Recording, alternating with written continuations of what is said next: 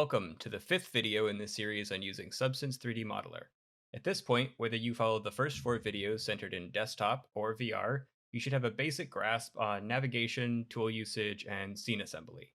This video and the ones to follow will be focused on one feature or concept. We'll be covering these in both desktop and VR together. How these concepts work will be more or less the same. This video will be a brief coverage of resolution, how to change it, and how it affects your tools, the details in your layers, and your whole scene. Resolution can make a big difference between low and high detail sculpts. Each layer is a voxel grid, which works like a 3D version of a rasterized image like a JPEG. The voxels would be the 3D version of pixels. A low resolution layer will have less detail, and sculpting on the layer will have a blockier effect, with less sharp edges and corners. Tools will work faster, since less voxels are affected, and the layer will take up less memory. A high resolution layer will have more detail, and sculpting on the layer will have a cleaner effect, easier to have sharper edges and corners. Tools at the same scale might work slower since more voxels are affected, and the layer will take up more memory. Each layer in Modeler has its own resolution, which you can get a short preview of when you hover either the increase or decrease resolution buttons, found in the Actions menu and the bottom bar here, or the Actions menu and the side of the palette in VR. Increasing resolution doubles the voxel grid density for a layer, and the amount of detail you can fit into the same space. Checking the resolution preview by hovering one of the resolution buttons, the grid size of the layer is now more dense. There's no limit to resolution or boundary for how large a sculpt can be, aside from what your machine can handle. Remember, the higher the resolution, the slower your sculpting tools and edits of the layer's contents will be, because much more of the voxel grid is being affected. Adding clay might be very crisp, but not quite as smoothly connected, and the smooth tool will work a little slower. Here's the same example in VR, where the effect of the clay tool is a little more obvious. Different tools will be impacted differently, but Warp Tool is a good example of a tool that can work much slower on higher resolution layers. Decreasing resolution does the opposite, decreasing the voxel grid of a layer by half and potentially losing some finer details. Here, the preview shows a less dense grid. Sculpting tools will work a little faster and more smoothly with a lower resolution. This is a balance between detail and speed. Adding clay might not have edges as sharp, but will be much more smoothly connected and easier to use the smooth tool on. Again, this can likely stand out more in VR. Warp Tool is another good example where it will work much faster on lower resolution layers, which also means that you can more easily use it at much larger sizes. Resolution and relative scale are tied together. As you zoom in, the scene grows larger. The density of the voxel grid on this layer isn't changing, but because the layer appears larger, the grid will appear less dense. Editing this layer at this scale will appear as if the resolution is lower, similar to working zoomed in to a JPEG image.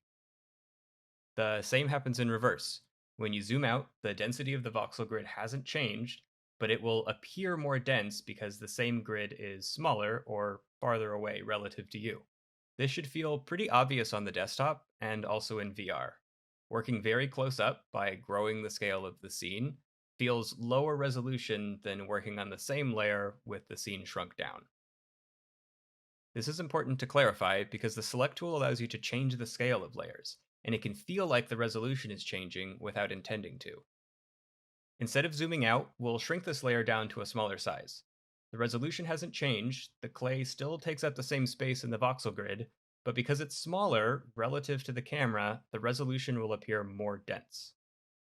Editing this layer with the same tool size without zooming in or out, the tool effect takes up much more of the voxel grid space. This is effectively the same as keeping the layer the same size, but increasing the size of the tool much larger. Because the tool is taking up much more of the grid, it's as if you were sculpting on a higher resolution layer. Your tool size stayed the same, but the size of the layer is smaller, so the tool affects a larger portion of the grid. Similarly in VR, instead of changing the scene scale with the grip buttons, let's shrink this layer down. Again, the relative scale to you has changed, but only for this layer. The resolution preview will appear more dense. Sculpting on this layer now, the same tool size affects much more of the voxel grid. When scaling content with the select tool, be wary that although the resolution hasn't changed, your relative scale to that layer might be different enough that it feels like working in a much higher or lower resolution. This can be easier to forget in VR, but it can happen on the desktop as well. So, when you increase or decrease the resolution of a layer, you effectively change the amount of space the clay takes up in the voxel grid, while the relative scale of the contents to you stays the same.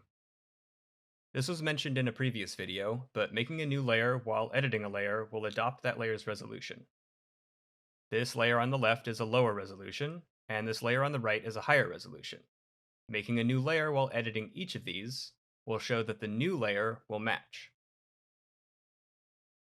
The relative scale may affect this as well. These two layers are the same resolution, but one of them is scaled down with the select tool. If you make a new layer while editing the smaller layer, the density of this new layer will appear much higher. This can feel more obvious with complex layers, but can be easily missed with simple layers, especially when quick copying them in VR. With several layers present, hovering a resolution button will preview a grid for all layers. You can also select multiple layers and change all of the resolution at once, or select a group and it will affect everything in the group. Be careful not to increase too many layers to too high of a resolution at once, or you might be waiting a while. When you want to merge several layers together, hovering the merge button gives a preview of the final resolution. The final layer will always take on the resolution of the highest in the selection. Another reason to be aware when you're scaling down layers, especially since the final layer will be referencing a grid that's been heavily shrunk down. And that wraps part 5 in the series on using Modeler. The next part will be covering stamps.